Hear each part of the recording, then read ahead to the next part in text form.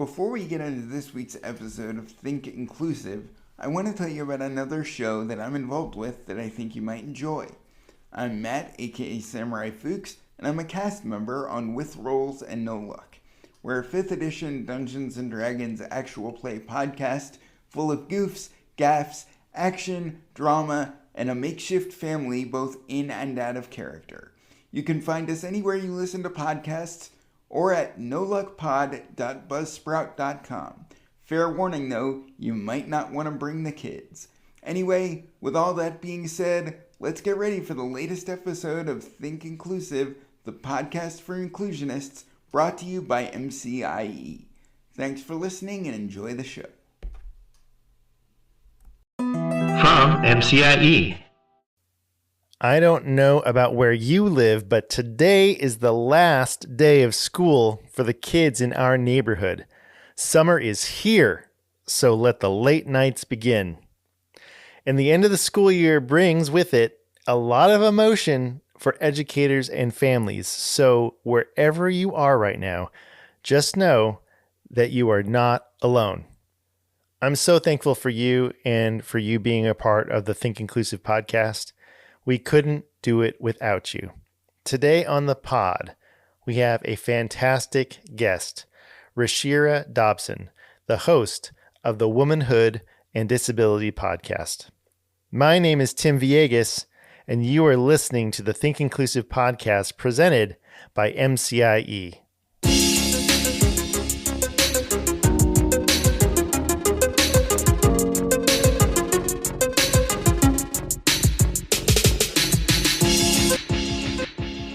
This podcast exists to build bridges between families, educators, and disability rights advocates to create a shared understanding of inclusive education and what inclusion looks like in the real world. To find out more about who we are and what we do, check us out at thinkinclusive.us or on the socials, Facebook, Instagram, or Twitter.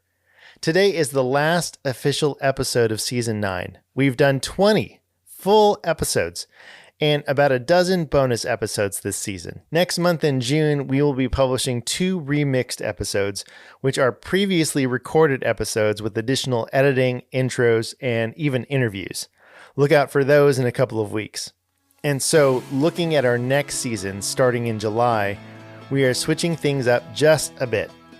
The Weekly-ish, which is the audio version of the newsletter by the same name, will be its own podcast with its very own feed.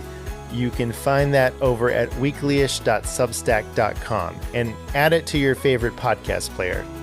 We will still be publishing our bi-weekly podcast, Think Inclusive, here in this feed. Okay, that's all the updates. I am so glad you are here. Thanks for listening, subscribing, and rating us on Apple Podcasts or Spotify. And now, our interview with Rasheera Dopson.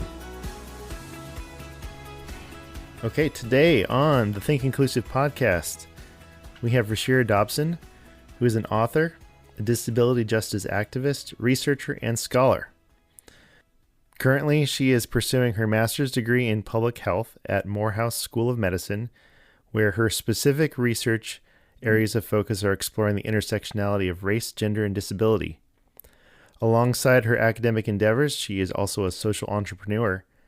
In 2016, she launched the Beauty with a Twist brand, an online platform for women and girls with disabilities. Both of Rasheera's professional and lived experiences in living with a disability and chronic illness have enabled her to speak to audiences around the world. Welcome to the Think Inclusive podcast, Rasheera. Hi, everyone. Hello.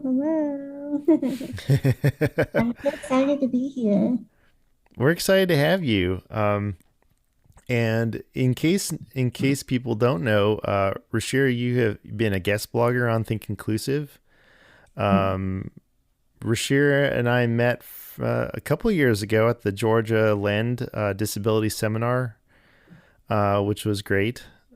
We love Mark Crenshaw. Shout out to Mark Crenshaw at Georgia State. Yes, I just saw him a couple of days ago, actually. Yeah, I know he listens, so.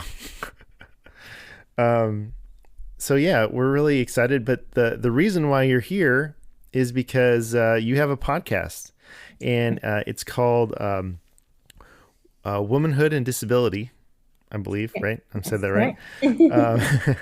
And I wanted to have you on because we want to tell other people about podcasts, especially creators with disabilities. And so would you introduce yourself to our audience of educators in case they don't know you?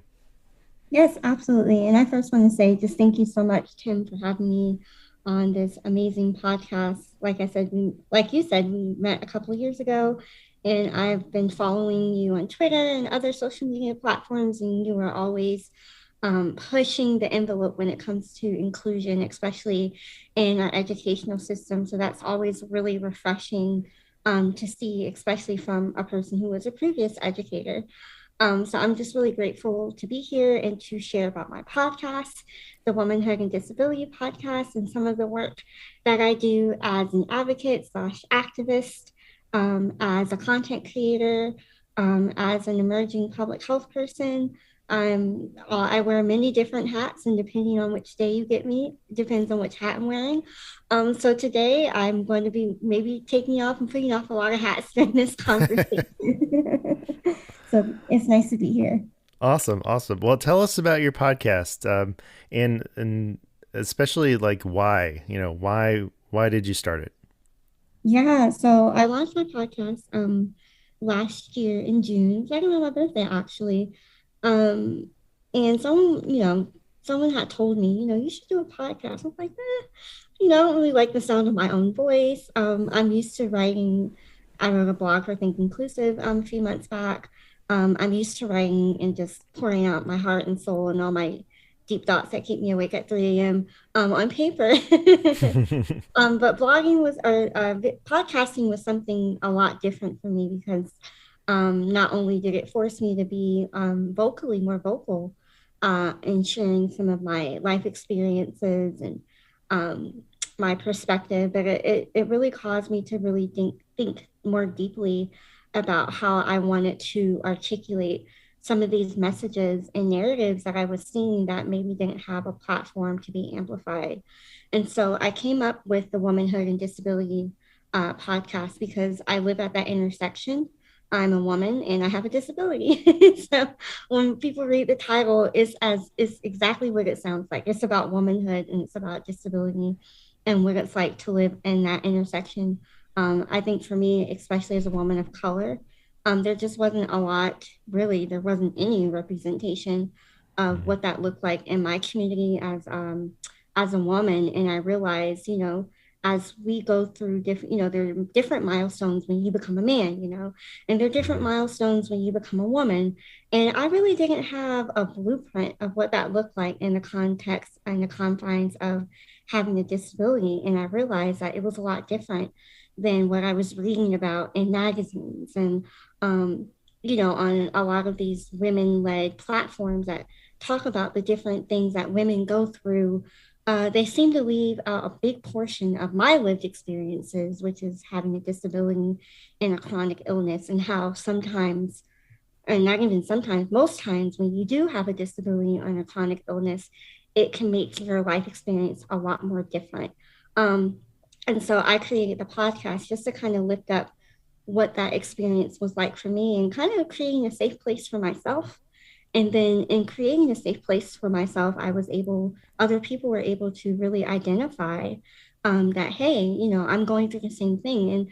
And these people weren't just people who had quote unquote disabilities. They were other women saying, hey, like you talked about this in this episode, and that really resonated with me. I think one of the first episodes I did was really like acknowledging milestones and how sometimes as a woman with a disability, I felt behind in achieving some of those milestones because so much of my life, disability, chronic illness, it just seemed to get in the way. And so things that would take typical or non-disabled peers to get to rather quickly, it seemed to take me quite some time. And so being able to have that platform, and I said that in that episode, someone messaged me and this lady was like a doctor and she's like, I oftentimes felt really guilty and ashamed that maybe I wasn't at the place that I needed to be. And listening to your episode, it really helped me. And she doesn't have any disabilities, not to my knowledge, and she didn't disclose, but knowing that in taking my vulnerable moments and frustrating moments and sharing those with the world, that it's not only reaching women with disabilities, but it's reaching women without disabilities, and really just showing that disabled or not, we all have the same issues. Mm-hmm.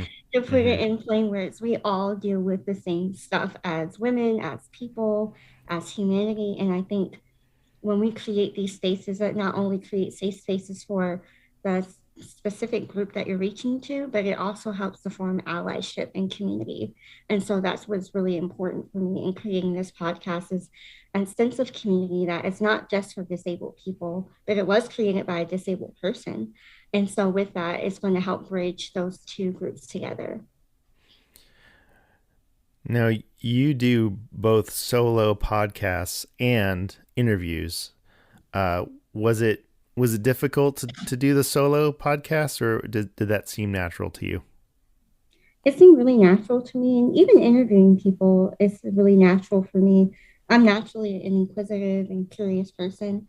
I always like to ask hard questions, or questions that aren't necessarily obvious or on the surface, because I just want to know. And I think I really try to frame my episodes in just having genuine conversations, not like with an ulterior motive, or not, maybe ulterior motive is a bad word, but not with any agenda, but really trying to get to the bottom of some of these subject areas I would like to know more about. So like in one of my episodes, I talked about women's health, and I brought on a friend of mine who is a women's health practitioner. She doesn't have a disability, but one of the things that we talked about in the episode is like, what is one thing that women should be thinking about when it comes to their health, but we're not necessarily showcasing. And she said pain. And I was like, huh. Mm. And just the fact that women are dealing with levels of pain, especially Black women, maybe dealing with pain in their health, and maybe they're ignoring those signals of pain because they're too busy, or they're stressed out, or they just don't take enough time for themselves. And so something as little as that, me asking the question, well, where is this pain coming from? And how do I know if it's pain, or, if I'm just overthinking it? And that's how genuine conversations and real answers come about from the conversation. So for me, it's always been really natural. That's why I think it's funny that like it was always meant for me to have a podcast, even if I didn't initially think I was like a podcaster type person, but it seems to work. So I'm just going to go with it until it doesn't work anymore. Well, that's great. And you have you just started your second season. I was taking a look at what you had put out from last year. I will say, I think I was talking to maybe someone else, another podcaster. Once you get past like 10 episodes, you're like way beyond the vast majority of people who say they have a podcast. So well done. I did not know that. Well, that makes me feel better. Yeah. Take it from someone who, at one point, I think only published one episode in 1 year or a year and a half. It's hard. It's hard to stay consistent. So well done. Thank you. Why don't you preview, or I guess recap, season 1 for our listeners, just in case you've already talked about some specific episodes, but did you have a theme in mind, or did you have like certain topics that you wanted to hit in season 1, or how'd that work? Yeah, so this is going to be really bad on my part, because I know as content creators, we're like, you need a schedule, and you need to do all There's this no stuff. judgment here. There's just no judgment. And I will say yes and no. Some of the episodes that I wanted to do, I didn't get a chance to record, so hopefully I'll get on that this season. And then some of it, I drew a lot of my inspiration or topics I want to talk about just from what was going on in my daily life, some of the things that were going on in society, some of the topic areas that I was like, oh, I think we need to speak about that. So I think some of the episodes, like you said, they were singular as far as just my perspective on some things. And then I was able to bring a few people on who I felt they could really add value to the conversation. So some of them were planned, and then some of them were completely spontaneous. Like maybe I had an interaction or an experience. I was like, I need to make a podcast episode about this because I just need to get this content out. I think as I don't call myself a quote unquote creative because I'm also very analytical. And I think that shows from just what I do career wise in public health. I'm just always critically thinking about a lot of things, but that helps me in my creative outlet to be able to maybe creatively address some of our more serious topic areas, such as racism, because some people may not receive it in a way that's just like racism is defined A, B, C, D, and E. Some people need to hear a conversation or a story behind how racism and what it may look like, or how ableism and what that feels like. So I think in the first season, I definitely wanted to amplify and narrate experiences of ableism I experienced at school, in the classroom, in my community, how that made me felt.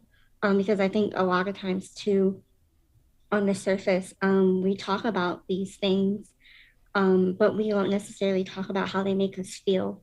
And I think when we talk about how they make us feel, it humanizes the experience. And I think it can draw people in to realize, when we commit certain actions or we make certain statements, like that statement is going towards something or someone. And on the other end of that statement is that person, that individual. And so, to every, what is it, to every action, there's a consequence. To every statement, there is someone who is being impacted, whether we recognize it or not. So I think I focused a lot on themes of ableism that we see in our society that we may not recognize, but is actually like, no, these are here, these are present, these are microaggressions that we really need to begin to identify so we can kind of change our behavior. So you said you don't necessarily have like a schedule or themes and stuff like that. But what, like, as you project out into the future, like what do you hope womanhood and disability, like what are your hopes and dreams for that?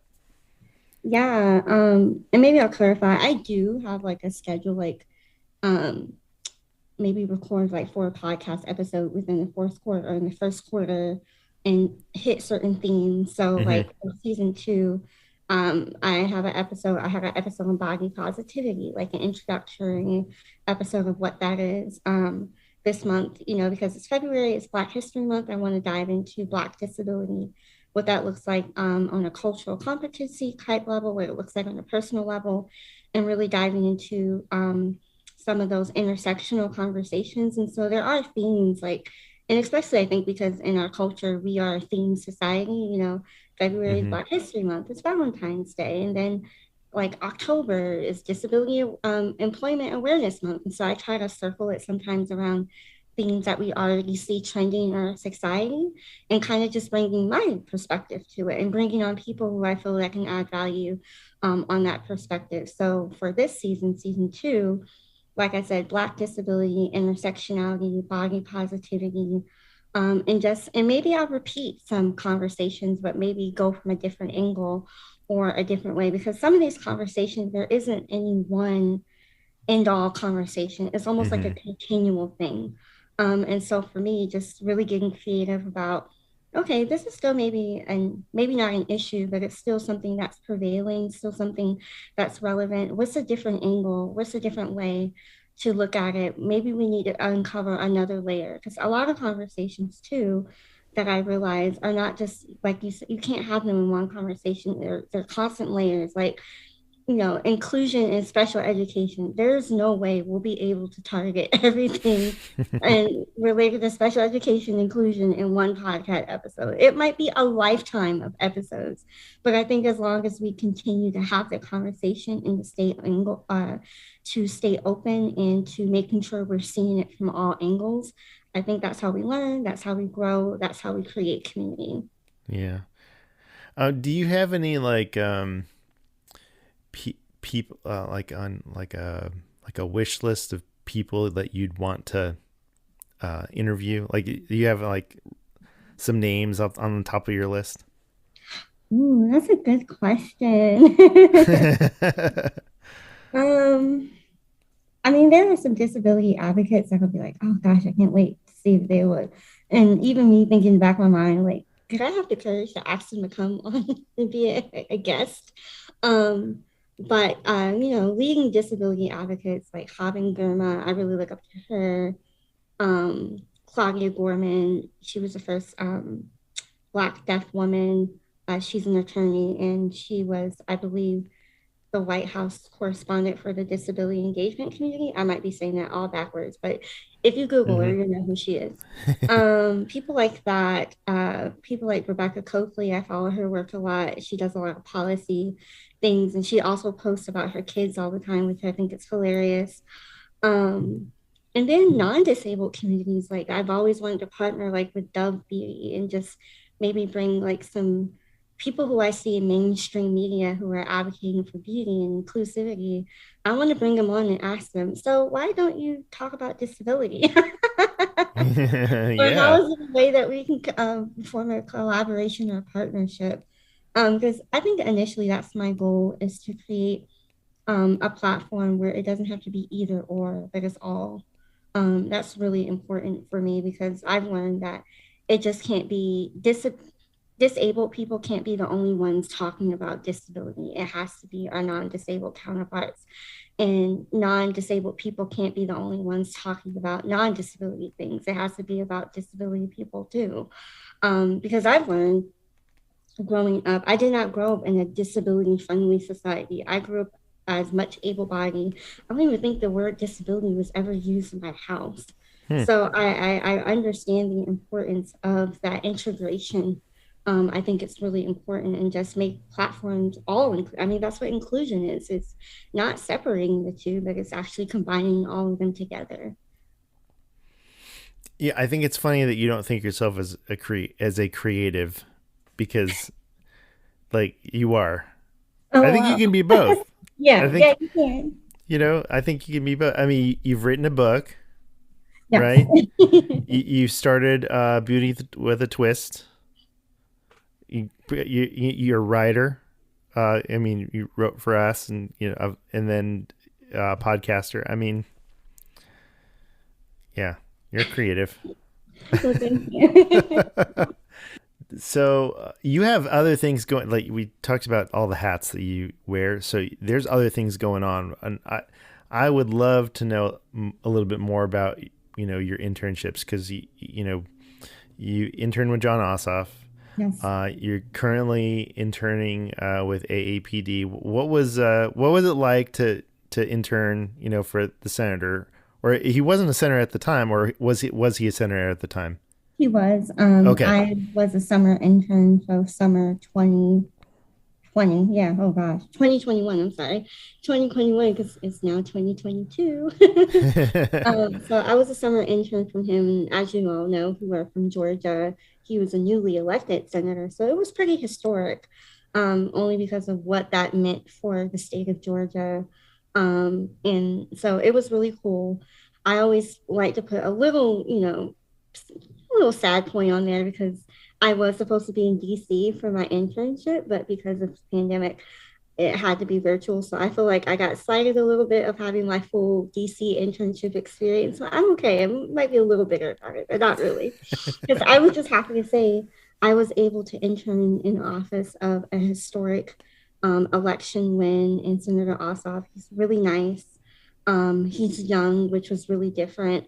I've worked in political spaces before, and so getting to work with a young senator, I felt like the office was constantly buzzing with innovation, and just we had a lot of young people working in the office and who were just ready to make a difference in their state. So that was really impressionable upon me, and knowing that the space that I go into, I bring the disability community with me. And so even be able to have that level of representation, like I think he asked, or I was able to ask him, like, what will you do for disabled Georgians? And he was like, you can write me, a letter, blah, blah, blah. I was like, okay, I'm gonna follow up on that. So that was really, really cool. Um, and then, of course, being an intern with AAPD, which is the American Association for People with Disabilities. It's one of the largest disability-led organizations here in the US. They really focus a lot on disability policy and driving a lot of the conversations we see around disability policy and really holding our leaders, our leaders and legislators accountable and making sure disability is included in all conversations, from technology to accessibility to voting rights. So I'm interning with them now as a student, and that has been, it's really refreshing again. Most of the spaces I'm in, I'm usually the only person in the room, the only Black person or the only disabled person. So being in an organization that is super disability friendly, it just clicks and it makes sense. I don't have to explain a lot when it comes to disability because they just get it. And then also the fact that the president is like, and the CEO is a woman with a disability, which is totally empowering. So shout out to Maria Town, because I secretly just, she's very inspirational, and I'm glad to be working in the same environment and on different projects with her. So I already know that once this is over, I'm going to look back and say, this was such a pivotal moment in my life. And it just gives me further inspiration to just be like, disability matters. I don't care who says it doesn't or is it not relevant. When I step into organizations like this, when I work in places like this, it lets me know that it matters and it will always matter. So that's been really empowering for me. Awesome. So what is next for you, Rasheera, after you graduate and, looking for a job? Like, what would be your dream job? I want to work at the White House. I know that's really, really ambitious, but I love policy. I love high level policy because I really one of those people that believe that our government and that we do on a high level really impacts states, and it really does have a trickle down effect. If I can be able to speak on behalf of my community and bring others with me and leave that door open to where we are really influencing policy and disability visibility on that level, I think that would just, it would make me smile all on the inside. Well, we best of luck, and we want you to have that. We're going to claim that for you. Thank you. And in a few years, then we're going to be, we'll interview you at the White House, maybe. So, hey, maybe. So where can people find you? Like, if they want to follow you, where can they find, your social media handles, email, book, blah, everything? Yeah. So for social media, my name is pretty easy to find because there's not a lot of Rasheeras out there. So on Twitter at Rasheera Diara, Diara. Instagram, Rasheera Dopson. Facebook, Rasheera Dopson. I'm usually mostly on Instagram and Twitter. Facebook is kind of like for family, Yeah, and we then, get it. You can, of course, LinkedIn for all my professional people, and my website, www.beautywithatwist.org, in which you can order my book, or you can also go on Amazon via purchase. And then the Womanhood and Disability podcast is available on Apple Podcasts, Spotify, and all really podcast platforms that you can find it. So, all right. Well, we are so happy that Rasheera Dopson stopped by to be on the Think Inclusive podcast. Thanks for your time. That will do it for this episode of the Think Inclusive podcast. Subscribe to the Think Inclusive podcast via Apple Podcasts, the Anchor app, Spotify, or wherever you listen to podcasts. Have a question or comment? Email us your feedback at podcast@thinkinclusive.us. We love to know that you're listening. Thank you to patrons Veronica E., Sonia A., Pamela P., Mark C., Kathy B., Kathleen T., and Jarrett T. for their continued support of the podcast. When you become a patron, your contribution helps us with the cost of audio production, transcription, and promotion of the Think Inclusive podcast. And you could even get a shout out like the fine people we just mentioned. Go to patreon.com/thinkinclusivepodcast to become a patron today and get access to all our unedited interviews, including the conversation you heard today. Thank you for helping us equip more people to promote and sustain inclusive education. This podcast is a production of MCIE, where we envision a society where neighborhood schools welcome all learners and create the foundation for inclusive communities. Learn more at mcie.org. We will be back next month with 2 remixed Think Inclusive episodes. Thank you for your time and attention and for listening. Until next time, remember, inclusion always works.